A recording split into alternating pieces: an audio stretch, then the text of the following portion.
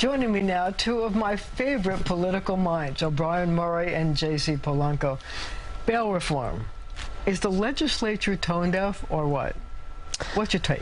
Well, listen, they're balancing a couple of things. Historically, I think it's clear. The judicial system here hasn't been fair to Black and Latinos when it comes to bail. Right. And you have a new group of elected officials that get into Albany, and they have power, and they want to fix that. So you gotta think about how you do it, right? You're either going to do it with the precision of a surgeon, or you're going to be a little reckless on it. And I think it's pretty clear.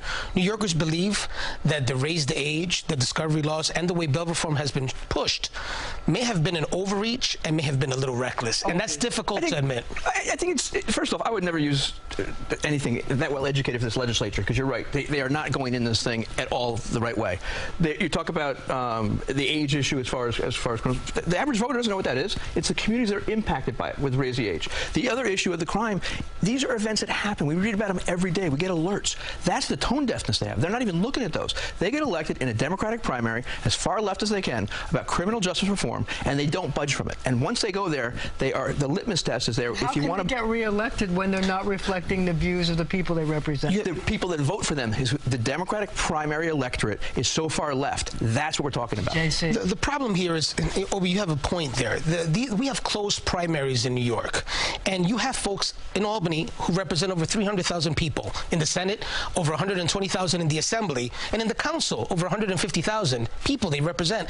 They get elected with 500, 600, maybe 1,000 votes, and that's because you have a closed primary where only Democrats vote. And by the way, we're looking at districts, Marcia, this is important, about 95% of Democrats stay home in these primaries. So you're not getting a reflection of Democrats. You're getting a far left element. It's who votes, not who they represent. That's the difference. That's a big disconnect. So how momentous is it for the Reverend Al Sharpton, who, you know, is one of the largest and most important civil rights leaders in the country, to come out in favor of the bail reform plans that Mayor Adams is proposing and has asked the legislature to do? He's got his pulse on the community. He knows his community needs the support of the electorate to get things done, of the legislators, and to be safe.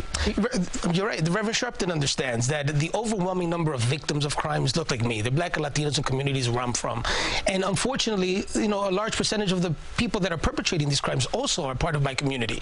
So he understands that if you look at the data in the aggregate, you may see that crime is going down in the city as a whole, but that doesn't mean that certain parts of the city aren't experiencing spikes. He's also not facing an electorate. He represents the masses of the people that believe in him and follow him. Yeah, but can he have an effect on what goes on in Albany and what goes on in the city council? Certainly. He can give them political cover, too. He can give them support when they do the right thing, when elected officials. Cover. And listen, as far as policing and criminal justice, I think that people in Albany recognize that the Reverend Sharpton has been at the forefront of looking for reforms in this area, and I think his words matter right now, and I think he's going to provide them. It was an overcorrection. He sees it. Let's switch gears for a minute and talk about the Court of Appeals. The governor nominated Rowan Wilson. Did she blink and try to pick somebody that would be of greater appeal to the progressives in the legislature? I think she dealt the card she could. That's all she did. She played what she could. These guys have the list that came in from a board that says, here are the ones you can choose from, Governor, and she got their sign-off ahead of time. Last time, she didn't do that. Last time, she went against them. She picked the one person they didn't want, and she built no political heft behind that to get it passed. I'm very disappointed that Judge LaSalle did not go through the Senate. I think that was an abomination, and it's important that Governor Hochul sticks to her guns on this. Unfortunately, I believe that it's a dangerous game you play when the legislature also becomes the executive branch and decides who's going to be judges. That's not how it works. The governor appoints, the Senate should think about and analyze a candidate, but what we see now is that they're pushing the candidate that they want. They're also taking that list away. They want to change the legislation where they don't even get a list, and they get to tell the governor who we want. So let's change gears again. What about the House Judiciary Committee coming to New York on Monday to hold hearings on crime in New York City, but it's really crime in Manhattan, so they can go after the district attorney, Alvin Bragg? Your thoughts? They're going after one crime right now. They're not doing, if they had done this 6 months ago, if they'd done this even 3 months ago, you'd have an opportunity to be about crime in New York City and what's being done. They are doing this purely to talk about what has been done in the Manhattan DA's office with the federal funds on a federal investigation because of the presidency. It's a partisan joke, and it's a waste of taxpayer dollars, and I'm ashamed that they're doing it. They should stick to Washington. If they really care about crime in our cities, hold hearings on that. But to come to a specific borough in New York City to make a political point is ridiculous. And I think it's a waste of valuable resources. Especially some Democrats should try to testify at that committee hearing. Well, yes, it makes sense for them to do it. They're going to go, if they can go in and take out 10 minutes, 5 minutes, half an hour, whatever they can get. I mean, there are Democratic members of that committee. Sure. Jerry Nadler, the congressman from Manhattan, is the ranking minority member on that committee. Should he testify? Should he ask questions? Should he participate? I think the biggest mistake is not being present. I mean, we've seen that before. You got to be present, but I think it's still a waste of time. And it's partisan. He should not testify himself. He should have somebody else deliver that message. Whether it be Goldman, the new congressman that we have in New York, or it be somebody else. But of course, as the minority leader, ranking member of that committee, he should be able to pick somebody to go in there. No question. What you're seeing now is partisan hacks doing partisan things, and this is what's happening in New York. It's happening around the country. It's unfortunate. You have to open up primaries. You have to hold these partisan whack jobs accountable. There's no reason in the world why the Judiciary Committee is coming to New York City to make a spectacle out of this one issue because they're not happy with their candidate for president being indicted. It's so ridiculous to me. I can't believe it. This is also done after the indictment. They could have said something before the indictment was out and unsealed, and then say, okay, we're not going to do it. The mayor says that this is basically a campaign contribution to Donald Trump. You agree with that? I think he's right. I think no question about it. It's theatrics. It's worse.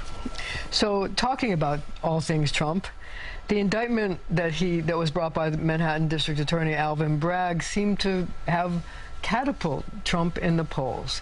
He soared past his nearest competitor, Ron DeSantis. Is this a short-term jump in the polls, or is this long-term? What's the effect? I think remember, polls now for a presidential election are meaningless. I think right now he's very popular with his base, and this looks like a witch hunt to his base. His base will support him no matter what, and you'll see a bump.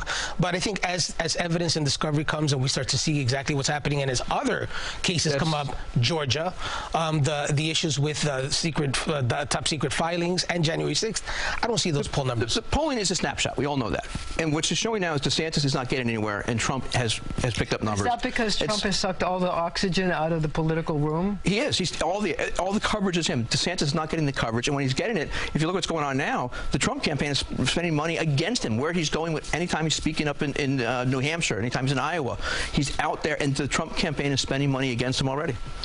Do you think that the Republicans really want to have somebody who's been indicted at the top of the ticket? I have no idea anymore what the Republicans want. To me, it makes no sense that he's polling so high to this day. The question is, what are the Democrats going to do? Because you can have all of this happening on the Republican side, but the presidential candidate hasn't even announced his candidacy. Does this help?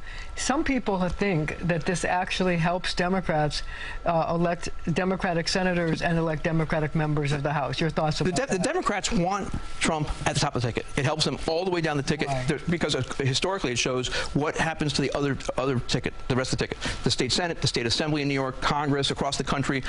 Historically, the Republican voter... Democrats think that they can elect more people to the House and more people to the Senate if Trump is the nominee? They do. Independents and swing Democrats are not going to go to a party of Trump necessarily. And if you have that in swing districts and moderate districts, that hurts them across the board. Marcia, look what happened as soon as President Trump did win. In New York Republicans lost the Senate, and it was over after that. Now you have the far left element of the Democratic Party have a strong supermajority in both the Assembly and the Senate. So that's because Trump got elected. We only have about 1 minute left. I need to ask you this question. So do you think the Democrats need someone else besides Joe Biden? You can't beat somebody with nobody. So you have to figure who that person is. You have to have somebody up there. The other thing is, if you're in it... Is it Biden or is it somebody else? It may be somebody else. You know, President Biden is very old at this point. I mean, he's very out there in age, and I think it's wise for him to consider other candidates. And if he's going to not run, he should announce that now so that you can have other candidates come in. But if Biden does run, does he run with Kamala Harris or does he pick somebody else? He doesn't change that right now. People vote top of the ticket, not bottom of the ticket. He'll cause too much of an uproar in the African American community and everywhere else at this point. She's not going to be a downer on the ticket, and if he brings somebody else in, it becomes a major issue. There are a lot of young people in the Democratic Party that would be great candidates moving forward in 2024. The president has to make a decision. This idea that he's going to keep waiting around is ridiculous. Okay, well, we're going to have to leave it right there for now, but we'll be right back in just a minute.